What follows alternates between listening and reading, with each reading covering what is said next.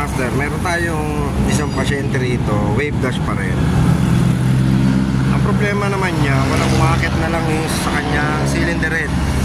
So unang-una, pagka titingnan nyo sa ganito is oil pump. Pero syempre, dahil ang oil pump ng wave dash nakakonekta sa isang roller.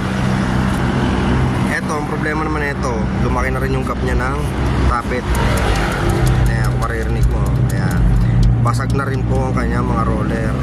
Naka-roller type po kasi ang ang rocker arm ng kanyang motor.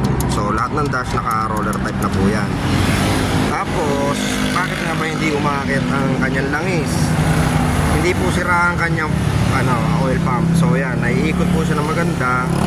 Yan, smooth na smooth po ang kanyang oil pump dahil nasa kabila po yan, nasa clutch housing side. So nagbukas tayo sa magneto dahil nga meron tayong naisip na slipin. Ito nga po. Ayan, ito po ang oil pump roller ng wave dash. Ayan po, putol po siya. Ayan o. Ayan, so nakahiwalay na siya. Ito ay nakatread po dito.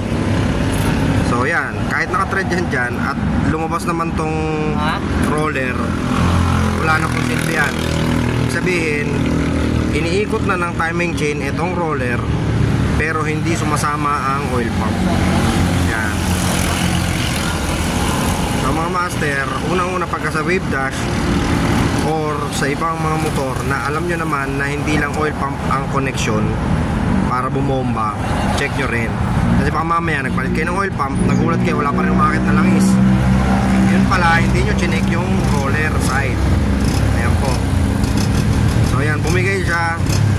So sana walang tama yung camshaft. So magbubukas pa tayo ng cylinder head. Pero yung rocker arm niya, automatic busted na dahil nagagalaw na lahat, pati mga bearing. So ayan po mga master, sana nakatulong. Content tips lang po yon para at least aware po kayo dun sa mga pag-check. Baka mamaya kasi pag DIY kayo, dahil alam nyo walang umakit na langis, ang pag-inalaan nyo syempre oil pump agad.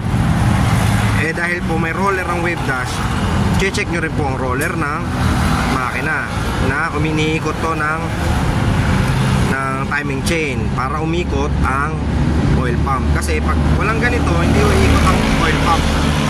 Dahil ito po ang connection niya. Ayan po, kung makikita nyo. Ayan po siya. Umiikot po yan. Ayan o. Ayan. So pag umikot ang timing chain, iikutin niya to, idadamay niya ang oil pump. So meron po siyang aahon na langis. So yun po, laging dalawang checkin nyo pagdating sa main ng pump, ng oil pump. It's either oil pump or ang roller. So kung in case na walang umakit ng langis, baka naman po barado ang daluyan ng inyong mga langis sa block papuntang cylinder head. So dahil ito ay may dowel, meron naman po gumagapang na langis. Ang problema, hindi niya nalulubricate ng totally lahat kasi sa main na nilalabasan ng langis, walang lumalabas. Dahil nga po, pwedeng barado ang daluyan, or pwedeng sira itong roller, or pwedeng sira ang inyong mga oil pump. So yun mga master, maraming salamat. Subscribe na po dun sa mga hindi pa nakapag-subscribe. Like and share na lang para makatulong sa iba at para aware din yung iba, lalo dun sa mga baguhan pa lang sa pagmumotor. Maraming salamat mga master.